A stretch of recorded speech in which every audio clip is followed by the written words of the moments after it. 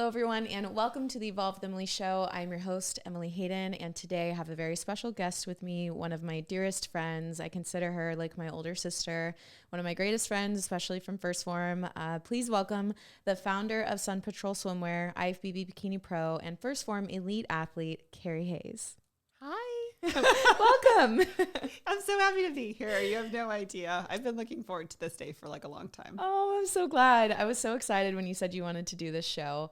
I figured a really great place for us to start is to start by talking about your competing career, go into your lifestyle of fitness and how you found balance for yourself, talk a little bit about your Sun Patrol Swimwear line that is coming, and just some other things. But before we dive into the deep stuff, I figured we'd start with something kind of funny. Okay. So we're going to do this or that, and you just have to say like one or the other. Okay. Dogs or cats? Dogs. Salty or sweet? Sweet. Wine or beer? Wine. Ocean or mountains? Ocean. Lazy vacation or outdoor adventures? Outdoor adventures. Comedy movie or romance movie? Comedy. Horror or romance? Oh, that's a tough one. Probably horror. Okay, 3 would you rather questions. Okay. Would you rather have to write everything you say by hand or only be able to speak in rhymes? Oh my God. So like every sentence you has Is like a rhyme? Yes. I probably like speak in rhymes. I feel like I could make a rap song out Just of make it. a beat out of it. Yeah. I love it. Okay. I read these and laughed so hard because they're so stupid, but I was like, this will be great. Would you rather 30 butterflies instantly appear from nowhere every single time you sneeze, or I can't, one very angry squirrel appear out of nowhere every time you cough? Let me see. I sneeze, like I'm a chronic sneezer. So like I don't just sneeze once. I sneeze like 7 times in a row. I haven't ever since I was a little kid. So that might be a little overwhelming with all those butterflies. 210 butterflies. Yeah. Is that the math? I suck at math. So I would probably just do this screaming, raging squirrel at me every time I cough. Can you imagine? What if you could like sick the squirrel in somebody? I know, like. Oh, it's good. Okay. This one is so ridiculous. Would you rather vomit uncontrollably for oh God, I can't, for 1 minute every time you hear the happy birthday song? Oh God. Or get a headache that lasts for the rest of the day every time you see a bird, including photos? Oh, that would be really tragic because I love being outside. So I would. Oh God, I don't like the idea of vomiting for a whole minute. For a whole minute, but I would just avoid birthday parties like the plague. Like, please do not invite me to your birthday party. It could be very ugly. Can you imagine if you're like out on a first date at a restaurant, you think you're safe, and then somebody has a birthday party? Oh God. Yes, and the waiters, happy birthday. And then all of a sudden this projectile vomit comes out of nowhere. There would not be a second date. No, probably not. Okay, more of a serious question. List a few people from your end of the world A team. End of the world A team. A team. Everybody has their list. Gosh, I mean, you know, I would. You could do groups too. I was gonna say. So like, I need to have like a group of people that I would want on the end of the world with me. This is your A team. Like, end of the world is happening, and you're choosing your team right now. Shit, man. I would probably want a lot of the people from first form. I always said, like, the end of the world comes, I'm hightailing it to HQ. St. Louis. Yeah. Yeah. And I'm hiding out there because between, like, the intensity, the energy, the athleticism, just previous military, cops, SWAT. Yeah, exactly. Like, I'm like, that's the safest place in the world. 100%. And good luck trying to take us down. Exactly. With so many of us like that have that same ferocity for like life and just that passion for doing the right thing, you know, You know that people would, it's like one of those things that's like fight till the death. You know that crew, every one of them, and the loyalty they have, that we all have to each other. It's like we would be there for each other until the end. I would kill somebody for you. 100%. You would kill somebody for me. In a heartbeat. That's just the kind of people that First Phorm are. And we would be organized. We would be efficient. We would be proactive and incredibly strategic. Like, you know it. And then with Andy and Sal there, it would be like unstoppable. Yeah, I agree with you there. We'd take over the world. So End of the World A team, if you want to submit applications, you're going to need to let us know what skills and traits you have that might be valuable to a very valuable team already. Yeah, I know. I mean, it's going to be hard to beat that team. That's for sure. Okay, so let's get into your competing career. What made you compete? So it's funny because I actually competed starting in 2011. That was my very first year. So that was when the bikini division was brand new. Yeah, it was still super new, huh? Super new. So it was a whole new world for me. And I can even just start about how I got into fitness, because it was really a life-changing event for me. I wasn't an overweight girl. I was a skinny fat girl. I was just very skinny, didn't have any muscle, never went to the gym, never worked out. And I had kind of a douchebag boyfriend at the time. And he used to very blatantly just check out girls with nicer bodies and, you know, like make noises even when I'd be standing right there next to him. So it became something that I was like, instead of me being like, oh, poor me, it was like, screw that, I'm going to get that body too.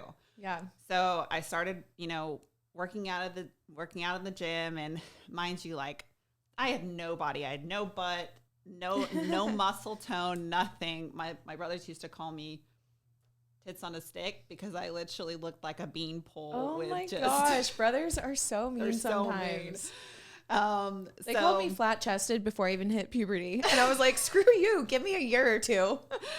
So it was a lot of work for me to, like, you know, get into the gym. I knew nothing about it, and I was very thankful that I actually like started making friends with people in the gym who started showing me around and showing me how to lift weights and do all that stuff. So 2011 was the first year I decided to compete. And I remember just looking through some like fitness magazines and seeing like Erin Stern and Nicole Wilkins and stuff like that. And I was like, okay, this is something that I could like set my sights on. And this was back when Pinterest first started. And I remember the very first pin I ever put on my Pinterest board was, I wanted to one day compete in the Olympia. No way. That was one of my very first pins I ever put in a Pinterest board. So I found a trainer. My very first gym I ever trained at was Metroflex down it's off of in Houston? In Houston, oh, yeah, okay. Found a trainer there who was a bodybuilder trainer, so he didn't know anything about bikini training. So it was a lot of like heavy weight that was very quad dominant. Oh, wow, yeah. And so stepped up on stage. My very first show was the Lone Star up in Dallas. And great quad definition, absolutely no butt. Like, I was still like, it was just, we didn't know how to diet. So he didn't know how to do my diet. He had never trained a bikini girl before. Yeah. So do you remember what you were eating? I was eating nothing. Oh. I mean, I was probably eating under 1,000 calories a day. Oh, gosh. I was just, and I knew how to like not eat. Remember, I was just a skinny girl before. Oh, right. So I knew how to not eat, but I just didn't know how to eat right. How to like fuel my body properly. And my training sessions were intense. I mean, it was an outdoor gym. I was sweating. I was lifting heavy. So it was a really rough start. I think my very first show, I did everything myself. I made my own bikini. I did my own makeup, like did my own tan in the bedroom. Like, shut up. Did not know anything. And I want to say I placed 11th out of maybe 21 girls. So I was like smack down the middle. Yeah, that's very good. But it started this passion inside of me. And right after that show, a lot of things in my life started falling apart. I had a bunch of stuff happen with my family that really affected me at a very deep level. I lost my job. Me and my boyfriend broke up. I had nothing. And so I remember thinking to myself, like, what's something in my life that I can control? Yeah. Like, what's something that if I put my heart and soul into it, what can I accomplish with it? And I knew that if I had done that with my health and fitness, that I could actually transform and create something and do something great with it. And it was a way to kind of control my emotions. It was a way to kind of control the struggles that I was dealing with in my life at the time. So I found another trainer. His name is Greg Correa. I remember him. He's amazing. Yeah. And he had worked with a lot of bikini competitors before. So, I told him, I was like, this is my vision. I want to go to the Olympia. I want to become a bikini pro. And he took me under, he's one of my favorite people in the world. Aww. Like such a very, very good man. And he became my therapist, my trainer. Like, yeah, most trainers are all therapists. They really too. are. They really are. So, and he knew how to train. He knew how to help me with my posing and everything like that. So I worked with him, started working with him my very first show. The next one I won first place. Nice. And 11th to first. Yes. That's awesome. 11th How to good did that first. feel? It was, honestly, I remember getting off stage. My sister was the only person from my family that was there. And I ran off stage and I started hugging her and crying. Oh, Because it was such an emotional moment for me to know that, all my hard work and effort had really just paid off. And that the thing that I had poured myself into in order to heal me, what did actually come to pass. It is such a good feeling when that happens. It really was. And, honestly, like I always tell people this, like competing doesn't necessarily about the physical things that you can achieve or how your body looks or anything like that, because that to me wasn't a huge deal, but it was about the mental strength that it gave me, like the discipline that I had to have in order to, I had a wedding. I was a maid of honor at a wedding 2 weeks before that show. Wow. And so the a lot of restraint and responsibility. control I had to have before I stepped on stage and everything like that was just a lot. And it just gave me so much self-confidence and power to believe in myself that no matter how bad things were going in my life, that there was an outlet for that I could have my fitness be my outlet. And if I believed in myself and I disciplined myself enough, then no matter what it was, I could accomplish that. Yes. That's what I love about competing. People, like you're saying, it's so much further than just what you look like in your body. It's the character that it develops in you. And a lot of us have never had the opportunity to develop that strong of a character and a mindset. And so for those of, the people listening and whoever who go through the actual prep and complete it, it builds in you such strength that you didn't even know that you had. And then you're able to look at something, like look at a huge mountain and be like, I can climb that. You're like, what makes you think you can climb that? And you're like, you should see what I used to climb. Yeah. Yeah. And it's just about those little victories and overcoming those little things that help you just kind of get through those dark periods in your life. Like it doesn't have to be surmountable, but it gives you that self-confidence in yourself. Like those little things, like if I can do this, I can do anything. Yes. Right. So it was a great starting point. I went on to compete in a couple more shows. And back then, the dieting wasn't the way I think it's evolved into. It was very calorie based versus micronutrient and macro based. So it was like, how many calories are you eating in a day? And because I had such discipline, even if my coach gave me something that was like a little bit more like, hey, Kerri, you can have, 1,200 to 1,400 calories. I would be like, oh, I'm going to go to the extreme and eat 800 calories for 6 weeks. Oh, so I was really pushing the limits when it came to my nutrition. Yeah. And it got me the body that I needed, but then the repercussions of it was really damaging to a lot of things in my physique, and a lot of women, especially back in those days, can relate to this. Like the metabolic damage we suffered after shows was very severe. Unfortunately, I think there's a lot of people that can still relate to that when they're not getting proper guidance and coaching and not doing things the right way. So can you talk a little bit about the repercussions, what you experienced, maybe that struggle period, the different things you experienced with your relationship with food, maybe training, and then how you've gone from that to what I see now, which is just like such a healthy, lean, fit, beautiful, like you look amazing and you've maintained this for so long. Yeah. So to have this discipline and structure and just like happiness with your fitness, how did you go through that struggle and get here? Yeah. So, a couple of things I would say. There was two things that really needed a lot of adjustment for me. I have scoliosis, so I wasn't even aware of it when I started competing, but lifting super heavy like that actually caused that flexion in my spine to where my scoliosis became a lot worse. And by the end of my first year, by 2012, by the end of my first year of competing, I could barely walk. Like I was in so much pain. I remember sitting at my desk, instead of being in the chair, I would be on my knees kneeling in front of my computer because my spine was just hurting so bad. So lifting heavy, as much as I loved it, it was just not the right style of training for my physique and for my bone structure. So I had to really learn how to adapt and adjust that training style from squatting extremely heavy to lifting lighter weights, but more focus on the glute region, or more focus, like actually the mind to muscle connection versus how much weight can I throw around. Yeah.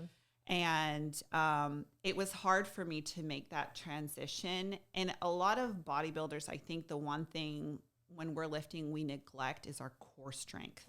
I think the core is, we go in the gym and we start throwing those weights around, lifting, and we forget to really focus on engaging the core and using our core muscles.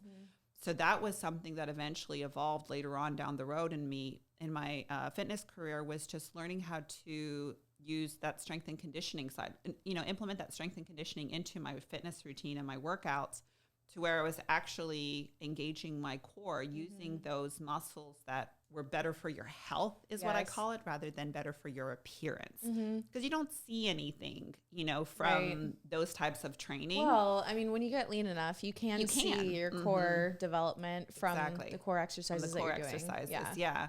But stabilization, like if you tried to have me do a pistol squat, there was no way I could do something that back then. So it was an evolvement. I really evolved in my weightlifting and in my fitness to where, if I'm being honest right now, I don't lift heavy anymore. I, curl maybe 12 pounds, 15 pounds on a good day, and I squat maybe 30, I just don't.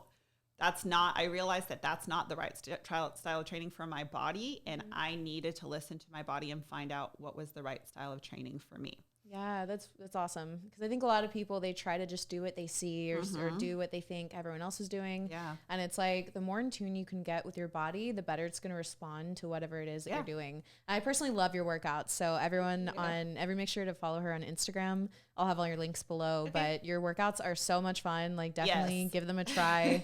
And you can tell like how you've gained your own style of training. And I love that you share that, because it is different than just going in there and lifting heavy weight. You know? And it's kind of like an incorporation, I think, of like strength and conditioning and HIIT, and then weightlifting as well. Like I like that diversity and incorporating those different facets of training into one style to make it intense, but I'm not in the gym more than 30 to 45 minutes. I just get in, get out, and then on with my day, which is so great. Yes. It gives me so much time to do other things as well. We list out some of the classes that you've done. So like the different fitness group classes, because I feel like that definitely helps to play a role in the different strength and conditioning stuff that you add in. It really does. So I actually am really fond of bodyweight exercises and things like that. I'm also, in Dallas, there's True Fusion. They don't have one here in Houston, but True Fusion is like a heated room. It's 95 degrees and you're lifting very light weights and kettlebells and things like that. But it's such a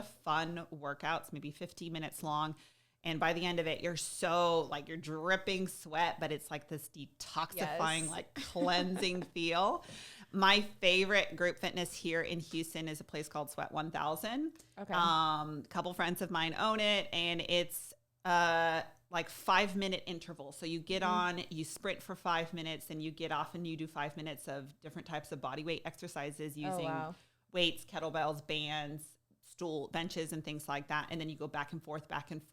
And it's so fun. The energy is great in there. Yeah. I'll have to take you to one because it's such a blast. I would die. But I would love it though. I love, I actually really like group style training when I'm with a friend or something. Yes, me too. Yeah. And that's what I love to do. And now I've tried to start doing Pilates a little bit more. Oh, fun. I've never taken a Pilates class. You would die, but you would love it. I mean, it was funny because thanks for your hope in me. Yeah. Well, I'm only speaking from She's experience. a real friend. You will die.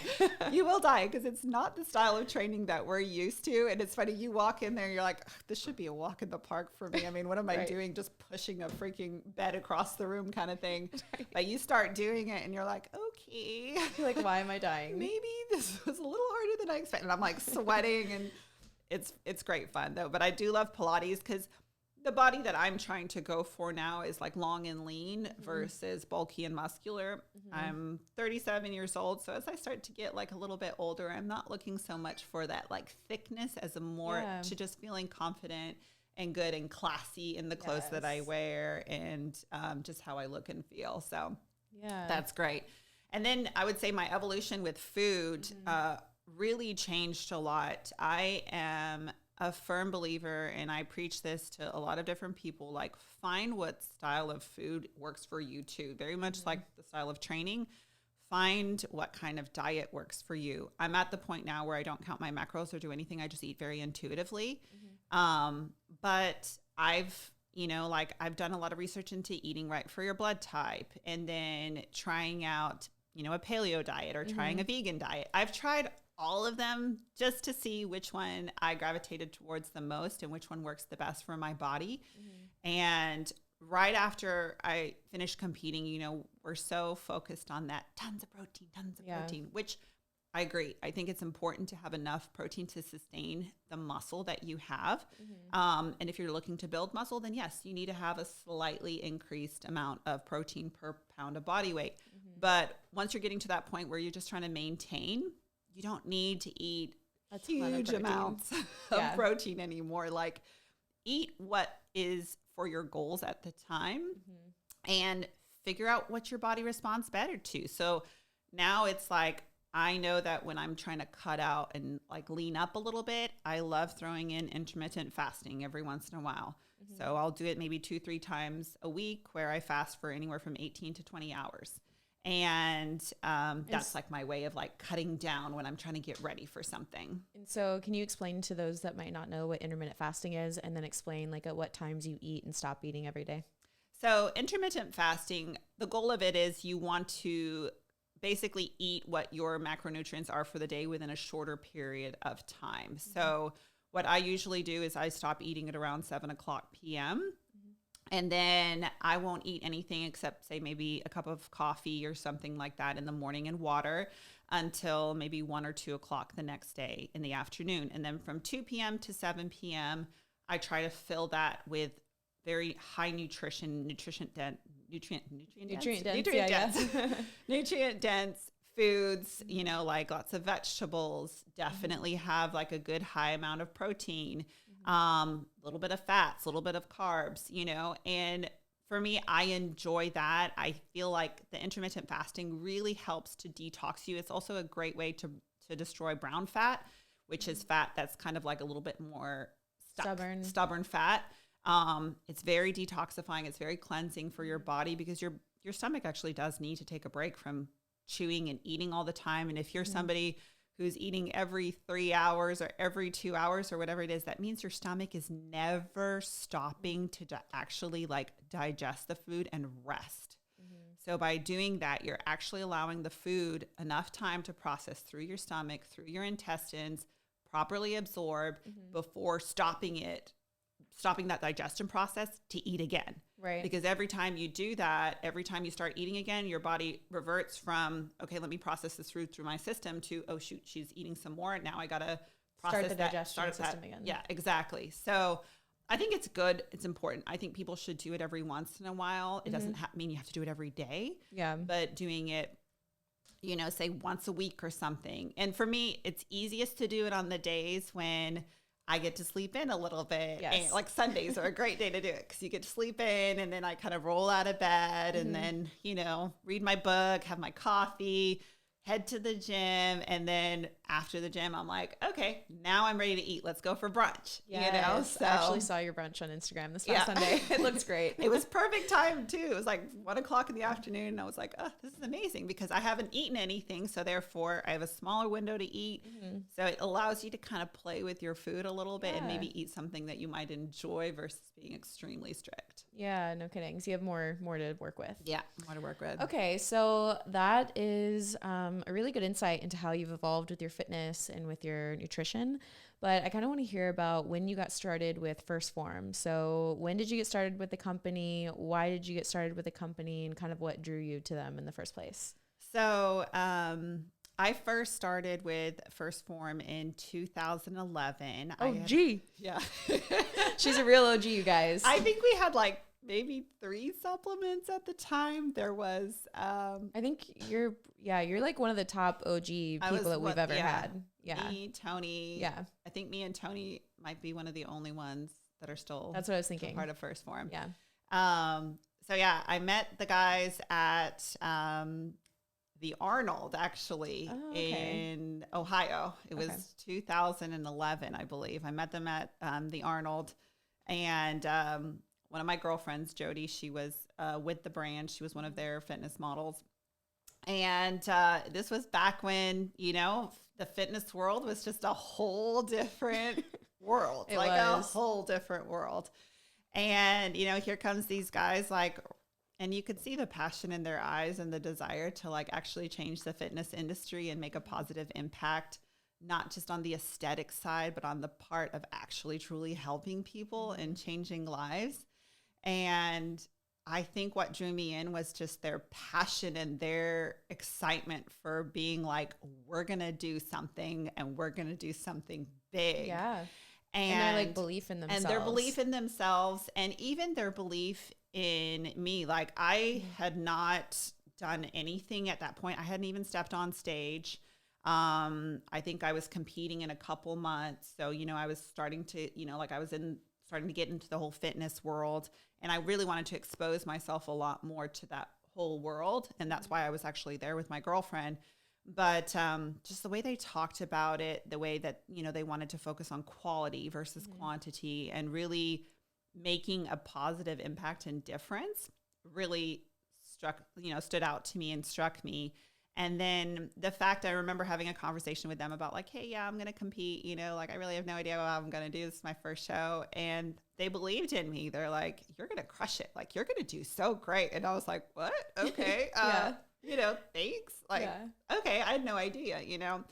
And that's one thing I love, and it's one of their core values, and it's something that I have personal experience with, is loyalty. They are, you know, you believe in them, you're loyal to them, and that loyalty is returned 110%. They will stand by you no matter I just amen Phorm. Yeah, like what career you decide to go in, you know, like what you decide to do with your life, you know, as long as you're doing the right thing and you're helping people, it's like, how can we help? Yes. And I love that about them. I think it's one of the best things. And by the way, guys, they're always doing a Phorm Athlete search. So check it out. Check it out, because literally anybody can be a part of it. It's not about looking the best. It's not about being a superstar or an influencer or anything about that. It's about being true to yourself. And I get that question all the time. Like, you know, what does it take to be a Phorm athlete? Do I have to have a lot of followers? And I'm like, no, just be making an impact. Like, show that your desire is to really make this world a better place, however it is, or whatever your career is, you know, like you want to see a change in the world. And I get that question a lot too. Like, how do I become Phorm athlete? And they're all like, you know, I'm really motivated. I'm really eager, and I'm willing to work really hard. And I'm like, okay, so go do it. Go do it and like show that and share that, you know, like do it. Don't just talk about it, be about it. Be about it. Yeah. And be a part of it. And, you know, integrate yourself into the community as often as you can. You know, we're doing different meetups all around the US right now. We do our Summer Smash event, which is coming up in just a few weeks. I can't wait. I'm so excited. This might air actually really close to Summer Smash. Yes, so that's what I'm like, it's really exciting.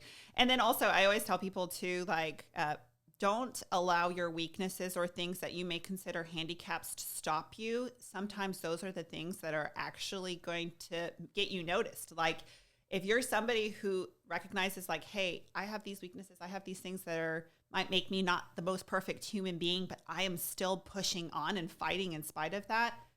They recognize that and they respect that, because it's a lot more work too. You know, you're not just accepting the defeat of like, oh shoot, I can't really be somebody. Well, that's the whole like victim mentality. You know, we at First Phorm are not a group of victims. No. We are a group of victors. We look at fear, we look at struggle, we look at pain, heartache in the face. We take it head on with each other right by our sides, you know?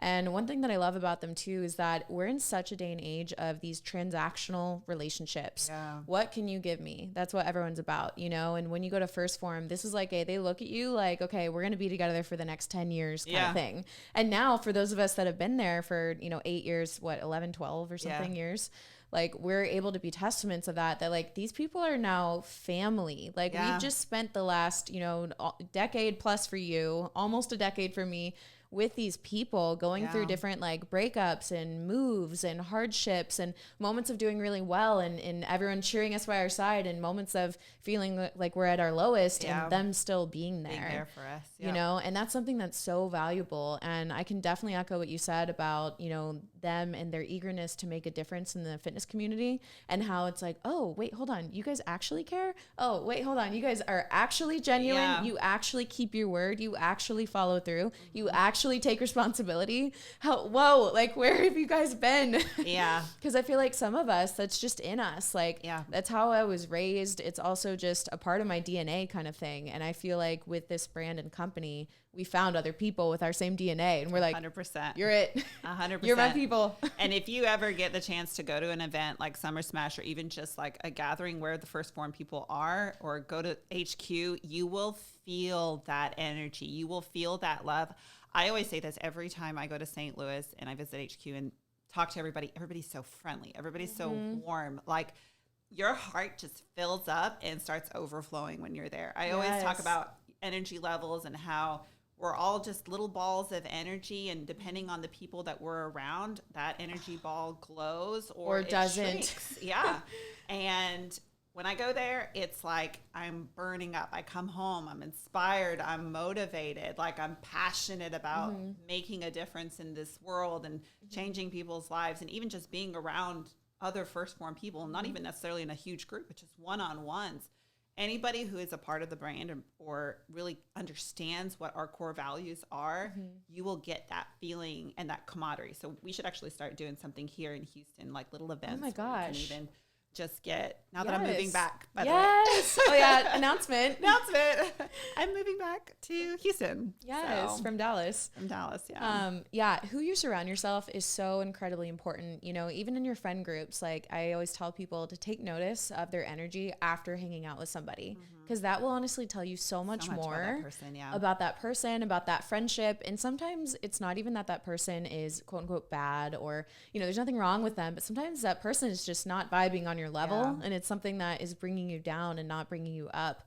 And it's funny, it's almost like, I feel like if you were just to come into the First Phorm HQ for the first time, not knowing who the brand was, you would almost question, like, are they just being nice because they're at work and they're like paid to be this way? Yeah. Are they being helpful? Are they offering me a water? Are they just like grabbing my bag for me just because they work here? Is it just for me? Is it just this day? But I went and I spent some time there. I was living there for a few weeks, and every single day it's the same, and it's genuine, and it's real, and it's really awesome when you get a group of people that don't have their egos. Like they put their egos aside, and it's like nobody is above any job.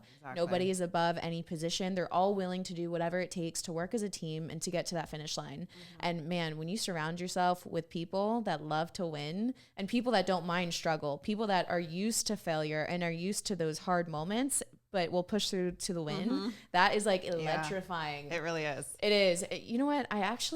So I feel the same way after weekends. I feel super inspired, motivated, whatever, but I also have this little bit of sadness. I do too. Yeah. Every time I leave, every time I can't wait for the next one. Yeah, I get sad and I have this like, it's such an electrifying. It's a high. Yes, it's such a high. It really is. And then you come home and you're kind of just like, I remember when I'd fly back, and now like being in Houston, I love where I am. I have really good people around me. So my environment here is already significantly better than it was in California. And I loved California. It's amazing. I don't mean to like talk down on it in any way, but the people that I have around me here are much different in the sense that when I would go back from St. Louis, the people that have like really strong morals and character and keep their word, to then going to California where things are a little bit more watered down, superficial, like the general sense, right? Yeah. It was a low. Like when I would hit the lows, it was a real low. And I'm like, hey, Jarrett, Sal, Andy, when can I come back? Yeah. When are we doing another athlete event? When are we doing something?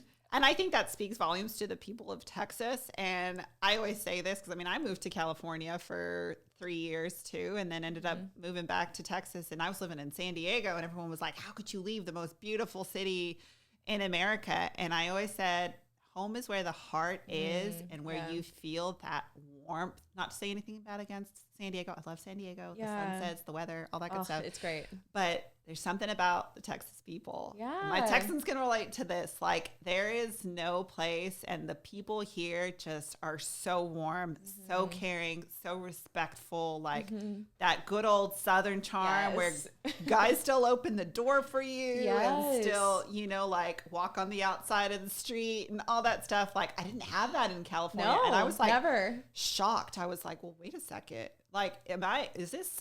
And I realized it's just a cultural thing, like that Southern charm. You find that in Texas. You find that in the Midwest and stuff like that. So yeah. And I feel like when you're from there, that's when you really like crave it. So there's other people that like those things don't really matter to them. Exactly. And it's not a big deal. And they feel that warmth and, hominess in California, which is awesome.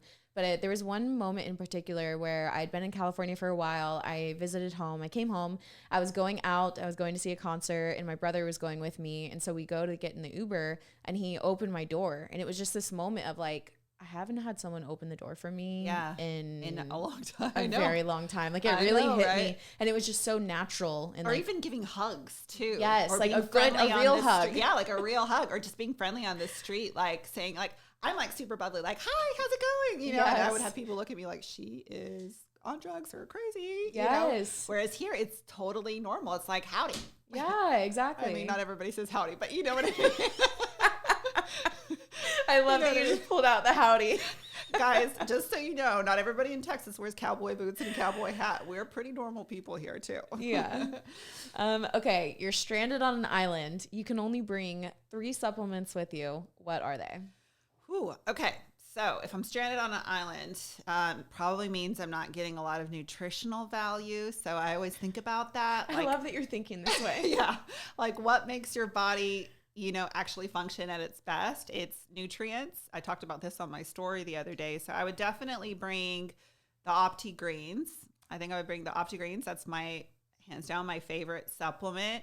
I would probably bring also magnesium now that we have that new product out, because think about it. If you're on an island, you're sweating a lot, you're probably ridding your body a lot of important nutrients and minerals.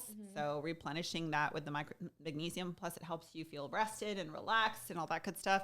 And then definitely some level 1, because I love to bake too. Are you going to bake on an island? You're stranded. I don't think you have like an oven. I could use the sun. Honestly, it might take like a magnifying glass. Yeah, like a little magnifying glass. Who knows? But if nothing else, at least I know I'm getting my protein shakes in and I'm getting my protein in, so I can still do my beach workouts. Guys, Kerri's still trying to bake cookies on a stranded island. It's amazing. Okay. Wait, what's yours? Mine? Well, number 1, greens for sure. Yeah, always. Number 2, the Vegan Power Pro vanilla iced oatmeal flavor. Ooh, the iced oatmeal flavor. It's my favorite, hands down. Yeah, and then 3, Core 21 in case I can't sleep. In case you can't sleep. Sleep is crucial to me. Sleep I love is my crucial. sleep. I know. Okay, favorite flavors of level 1, Formula 1, and the level 1 bar. Okay. You had to pick one. Easy. Oh. So level 1, German chocolate cake. I love the German chocolate cake, but if I'm making a smoothie, I will do the blueberry muffin. Okay. Favorite flavor of Formula 1 would have to be the cinnamon toast crunch. Favorite. Second runner-up is probably Magical Charms for me. Okay. And then, what was it? Protein bar. Protein bar. Ooh, birthday cake. Ooh, classic. Yeah. That was one of the first ones we came out with, right? No, I think it was like the third one. Oh, third. Yeah. Okay. Third or fourth one. But Yeah. I love the birthday cake one. Put it in the microwave for like 15 seconds. Ugh. I like microwaving it. Can you do Some that people again? like, oh. Some people like putting it in the freezer. I'm like, pop it in the microwave. Protein bar in the freezer? Jennifer puts Stop. it in the freezer. Oh, and then she cuts it up? And then she cuts it up first and then puts it in the freezer. So it's like little tiny, it's almost like little tiny ice cream. But like, can you really taste it? No, I don't think so. That's why I've never tried it. So Jenna, right. that's all you. We'll try it, Jenna. Okay, before we close out, we're going to do an advice column to different versions of yourself. So advice to yourself, and it's different versions. First one is advice to your high school self. If you could go back to her and tell her just one thing, what would you tell her? So I have a younger sister. She's 19 years old. And I try to always put myself in her shoes too and try to like teach her the lessons that I wish I had learned at that age. And I try to do it very subtly through my posts and stuff like that. I love it. Sometimes on the phone, but I know she doesn't listen to me. But it would be to find that one thing that you're passionate about and throw yourself into it. Just like you can make a career out of anything, makeup, hair, like especially now in the world we live in today and with social media just kind of being that voice and that marketing for us, whereas before you would have to pay for it, you can now do it for free. Find something you're good at or something that you love to do and become the best at it. Yes. Become the best at it. Early on. Early on, because I promise you, whether or not you end up going to college or school or whatever, if you have talent, nothing beats talent. Talent and hard work and together and experience. Yeah. The longer you've been at something, and I always say this to kids who graduate from college, like my brother just graduated from A&M. He did? With a 4.0 Hey, GPA. I know. I'm so proud of him. 4.0 in engineering. Oh my gosh. Mechanical engineering. Wow, so good for super him. smart Congrats kid. to him. Yeah, I'm very excited for him. And we were talking about it at dinner the other day, and I was like, I'm really proud of you, but I said, this, once you get out of college and you start your first job, nobody's going to care about your GPA. They're going to care about your experience. True. So I said, work your butt off. As hard as you worked in school for that 4.0, work that hard at your career and get that experience, even if it means trying new things, because that's what's going to end up reflecting well on your resume and for a long time to come.